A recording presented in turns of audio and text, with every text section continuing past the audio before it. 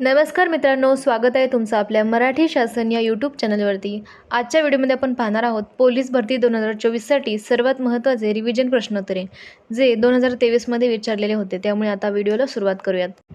तर बघा, आजचा आपला पहिला प्रश्न, जागतिक पर्यावरण दिन दरवर्षी कोणत्या तारखेला साजरा केला जातो? सोपा प्रश्न आहे। तर बघा, 4 पर्याय आहेत आणि योग्य उत्तर असेल पर्याय क्रमांक 3, 5 जून। ठीक आहे, जागतिक पर्यावरण दिन 5 जून या दिवशी दरवर्षी साजरा केला जातो। तर बघा, असे काही सोपे प्रश्न असतात जे आपल्याला परीक्षेमध्ये विचारले जातात, त्यामुळे याचं उत्तर असेल पर्याय क्रमांक 3, 5 जून। तर बघा, पुढील दुसरा प्रश्न, सत्यशोधक समाजाच्या प्रचारासाठी दीनबंधू हे साप्ताहिक कोणी चालवले? बघा, हा पण महत्त्वाचा प्रश्न आहे।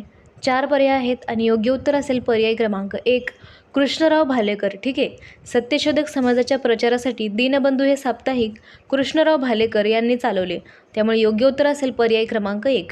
पुढील तिसरा प्रश्न, मल्लीनाथी म्हणजे काय? 4 पर्याय आहेत आणि योग्य उत्तर असेल पर्याय क्रमांक 1, एखाद्या गोष्टीवर केलेली खोचक टीका म्हणजेच मल्लीनाथी। ठीक आहे, त्यामुळे उत्तर असेल पर्याय क्रमांक 1। महत्त्वाचा प्रश्न आहे हा पण।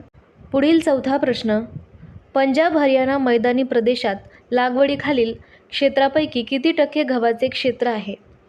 तर बघा, हा प्रश्न जरा इम्पॉर्टंट आहे, कारण 2023, 2018 आणि 2019मध्ये हा प्रश्न विचारण्यात आलेला होता। तर बघा, याचं योग्य उत्तर असेल पर्याय क्रमांक 2, 38%। ठीक आहे। पुढील 5वा प्रश्न, पार्वतीने निळकंठास वरले हा कोणता समास आहे? तर बघा, समास ओळखायचा आहे। 4 पर्याय आहेत आणि योग्य उत्तर असेल पर्याय क्रमांक 1, बहुव्रीही समास। त्याच्यामध्ये ज्या सामासिक शब्दाची दोन्ही पदे महत्त्वाची नसून त्या 2 पदांशिवाय तिसऱ्याच पदाचा बोध होतो त्या सामासिक शब्दास बहुव्रीही समास म्हणतात।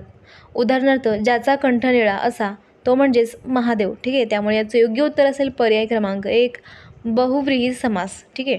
प्रश्न क्रमांक 6, इबोला या रोगाचा विषाणू सर्वप्रथम कधी आढळून आला? 4 पर्याय आहेत आणि योग्य उत्तर असेल पर्याय क्रमांक 2, 1976 साली। ठीक आहे, हाच प्रश्न आरोग्य भरती, जिल्हा परिषद भरती तसेच पोलीस भरतीमध्ये विचारण्यात आलेला होता, त्यामुळे हा प्रश्नसुद्धा महत्त्वाचा आहे आणि याचं योग्य उत्तर असेल पर्याय क्रमांक 2, 1976 साली। ठीक आहे। पुढचा प्रश्न, भारतीय मैदानाच्या दक्षिणेकडे पसरलेला व हिंदी महासागराकडे निमुळता होत जाणाऱ्या प्रदेशास टिंबटिंब म्हणून ओळखतात? तर बघा, 4 पर्याय आहेत आणि योग्य उत्तर असेल पर्याय क्रमांक 2, द्विकल्प। ठीक आहे, द्विकल्प म्हणजे 3 बाजूंनी समुद्र असलेला भूभाग होय। यात दक्षिण व मध्य भारताचा समावेश होतो, त्यामुळे उत्तर असेल पर्याय क्रमांक 2, द्विकल्प। पुढील 8वा प्रश्न, 1949मध्ये टिंबटिंब येथे राष्ट्रीय वस्तू संग्रहालयाची स्थापना झाली। तर बघा, 4 ऑप्शन आहेत आणि योग्य ऑप्शन असेल पर्याय क्रमांक 3, दिल्ली। ठीक आहे, 1949मध्ये दिल्ली येथे राष्ट्रीय वस्तू संग्रहालयाची स्थापना झाली आणि त्याचे वास्तुकार जे होते ते गणेश देवलालीकर होते, त्यामुळे याचं योग्य उत्तर असेल पर्याय क्रमांक 3। ठीक आहे। पुढचा प्रश्न, सह्याद्रीच्या पूर्वेकडील प्रदेश काय म्हणून ओळखला जातो? तर बघा, हा पण महत्त्वाचा प्रश्न आहे। 4 पर्याय आहेत आणि योग्य उत्तर असेल पर्याय क्रमांक 3, पर्जन्यछायेचा प्रदेश। ठीक आहे, सह्याद्रीच्या पूर्वेकडील प्रदेश पर्जन्यछायेचा प्रदेश म्हणून ओळखला जातो। तसेच सह्याद्रीच्या पूर्वेकडे घाटमाथ्यापेक्षा कमी पाऊस पडतो, म्हणून त्या भागाला पर्जन्यछायेचा प्रदेश म्हणून ओळखले जाते, त्यामुळे योग्य उत्तर असेल पर्याय क्रमांक 3। पुढील प्रश्न क्रमांक 10, रिडल्स इन हिंदुस्तान हे पुस्तक खालीलपैकी कोणी लिहिले आहे? बघा, महत्त्वाचा प्रश्न आहे। 4 पर्याय आहेत आणि योग्य उत्तर असेल पर्याय क्रमांक 1, डॉक्टर बाबासाहेब आंबेडकर। ठीक आहे, डॉक्टर बाबासाहेब आंबेडकर यांनी रिडल्स इन हिंदुस्तान हे पुस्तक लिहिले आहे। तसेच त्यांची इतर पुस्तकांची नावे caste in India, the untouchables, thoughts on Pakistan, Ranade, Gandhi व जिना, शूद्र कोण होते, Buddha and his Dhamma, the problem of rupee, तसेच जाती व्यवस्थेचे निर्मूलन असे इतर त्यांचे पुस्तकं आहेत जे त्यांनी लिहिले आहेत।